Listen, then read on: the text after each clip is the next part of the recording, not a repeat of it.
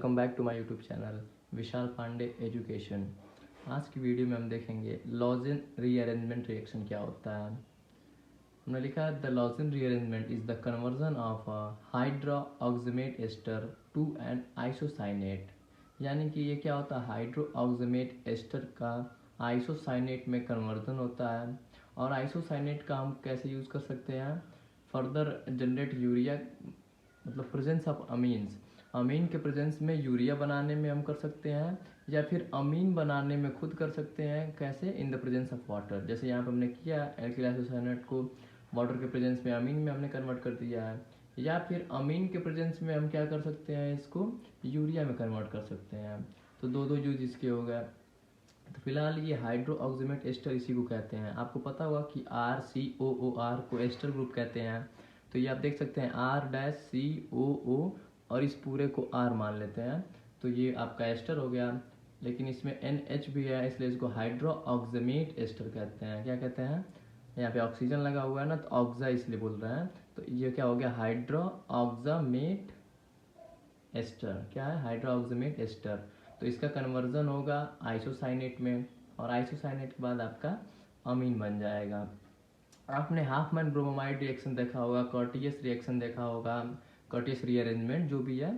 तो उसमें भी क्या होता है कि सब में आपको पता होगा कि एल्किल आइसोसाइनेट ही बनते हैं, उसके बाद अमीन बन जाता है। मतलब कि इंटरमीडिएट 4 रिएक्शन हम आपको बता चुके हैं। ये तीसरा रिएक्शन है, चौथा हम बताएंगे सिम्ट रिएक्शन जब, तो उसमें ये भी बताएंगे। उसमें भी सेम प्रोसेस है, एल्किल आइसोसाइनेट आपका इंटरमीडिएट बनेगा और बाद में आपका अमीन बन जाता है।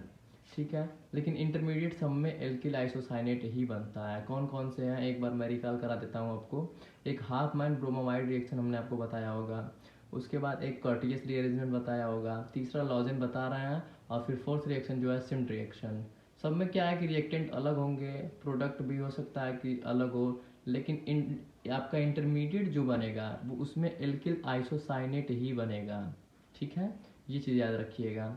इसका हाइड्रोलिसिस के बाद इसका अमीन बन जा रहा है। तो यही सब है, और रिएक्शन मैं बता ही चुका हूँ। और ये थर्ड रिएक्शन है, फोर्थ सिम्ट रिएक्शन जो आएगा उसमें भी आप देखेंगे तो एल्किल आइसोसाइनेट ही बनेगा, और उसके बाद फर्दर हाइड्रोलिसिस करने के बाद आपका अमीन बन जाता है। आपको पता ही है, अगर चारों रिएक्शन में जब एल्किल आइसोसाइनेट बन रहा है और चारों रिएक्शन में हाइड्रोलिसिस करेंगे तो जायज़ सी बात है कि अमीन ही बनेगा 1 डिग्री, और कार्बोक्सिलिक एसिड निकल जाएगा आपका।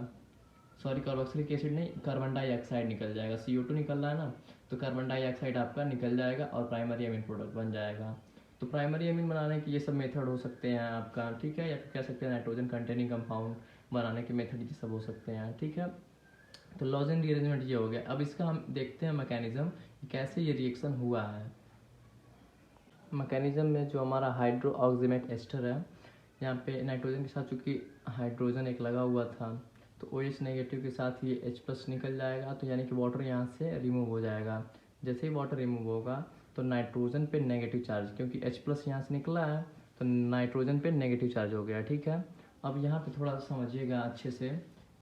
होगा क्या, यहाँ पे फिर ये नेगेटिव चार्ज जब रेजोनेंस करेगा तो ऑक्सीजन पे नेगेटिव हो जाएगा, और इस कार्बन इस नाइट्रोजन के बीच में डबल बॉन्ड, और इस कार्बन और ऑक्सीजन में जो डबल बॉन्ड था वो सिंगल बॉन्ड बन गया और ऑक्सीजन पे नेगेटिव हो गया। फिर क्या होगा कि ये R जो ग्रुप है ये आके इस नाइट्रोजन से लग जाएगा, यहाँ से निकलेगा R नेगेटिव के रूप में। जब R नेगेटिव के रूप में ये निकलेगा तो इस कार्बन पे पॉजिटिव और इस पर नेगेटिव था, क्योंकि रेजोनेंस की वजह से ये नेगेटिव चार्ज जो नाइट्रोजन वाला है ये ऑक्सीजन पे आ गया था, तो इस कार्बन और नाइट्रोजन के बीच में अगेन डबल बॉन्ड हो गया। और कार्बन नाइट्रोजन के बीच में डबल बॉन्ड हमने यहाँ पे बताया ही कैसे बना है, और कार्बन ऑक्सीजन के बीच में डबल बॉन्ड हो गया, और कार्बन नाइट्रोजन यहाँ से था, और यहाँ से क्या होगा, नाइट्रोजन और ऑक्सीजन में ऑक्सीजन मोर इलेक्ट्रोनेगेटिव है तो ये अपना बॉन्ड ब्रेक करके निकल जाएगा। जैसे ही यहाँ से निकलेगा तो R- और CO2 और नेगेटिव के रूप में ये निकल जाएगा, और R एल्किल जो ग्रुप था वहाँ पे R नेगेटिव के रूप में निकला है, और यहाँ पे नाइट्रोजन पे पॉजिटिव हो गया तो आके वो नाइट्रोजन के साथ लग गया। देखिए R ग्रुप आके आपका जो है एल्किल ग्रुप जो भी होगा वो नाइट्रोजन के साथ लग जाएगा, और नाइट्रोजन के साथ कार्बन का डबल बॉन्ड और कार्बन के साथ ऑक्सीजन का हमने बता ही दिया कैसे हो गया। तो यहीं भी बस चीज़ समझने वाली है। तो यहाँ पे आपको क्या हो गया, एल्किल आइसोसाइनेट बन गया। और जैसा कि आप देख ही रहे हैं कि सब रिएक्शन में एल्किल आइसोसाइनेट बनने के बाद केवल हाइड्रोलिसिस उसका करना है। हाइड्रोलिसिस जैसे ही करेंगे तो एक स्टेप में भी समझ सकते हैं कि कार्बन और नाइट्रोजन के बीच का दोनों बॉन्ड ब्रेक कर जाएगा, इसको 2 हाइड्रोजन दे दीजिए और इसको ऑक्सीजन दे दीजिए, तो आपका अमोनिया बन जाएगा और कार्बन डाइऑक्साइड निकल जाएगा। अमोनिया नहीं, एक्चुअल में यह है प्राइमरी अमीन। अमोनिया तो NH3 होता है, एल्किल ग्रुप एक लगा हुआ है एक हाइड्रोजन को रिप्लेस करके, तो यानी कि प्राइमरी अमीन बन जाएगा और कार्बन डाइऑक्साइड निकल जाएगा। या फिर इसको और समझाने के लिए हमने एक स्टेप बढ़ा दिया है, देखिए होगा क्या पहले कि ये बॉन्ड कार्बन और नाइट्रोजन के बीच में जब एक ब्रेक करेगा तो इस कार्बन में पॉजिटिव, इस पे नेगेटिव, तो नेगेटिव के पास एक H+ चला जाएगा और कार्बन पॉजिटिव हुआ है तो इसके पास OH नेगेटिव वाला आके जुड़ जाएगा। देखिए नाइट्रोजन के साथ हाइड्रोजन जाके इसमें से जुड़ गया और कार्बन के साथ क्या लग गया, इस कार्बन के साथ ये OH लग गया। अब एक चीज़ हो सकता है, यहाँ से कार्बन डाइऑक्साइड गैस निकल सकती है और उसको क्या कहते हैं, डीकार्बोक्सिलेशन कहते हैं। तो जैसे ही डीकार्बोक्सिलेशन होगा तो यहाँ से ये CO2 निकल जाएगा और नाइट्रोजन के साथ हाइड्रोजन डायरेक्टली अटैच हो जाएगा, तो RNH2 यानी कि प्राइमरी अमीन बन गया और कार्बन डाइऑक्साइड हमारा रिमूव हो गया। इस तरीके से हमने लॉजेन रीअरेंजमेंट विद रिएक्शन भी देख लिया। अब हम देखेंगे सिम्ड रिएक्शन नेक्स्ट वीडियो में।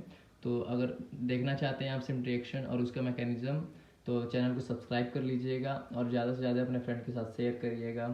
थैंक्स फॉर वॉचिंग फ्रेंड्स, मिलते हैं नेक्स्ट वीडियो में।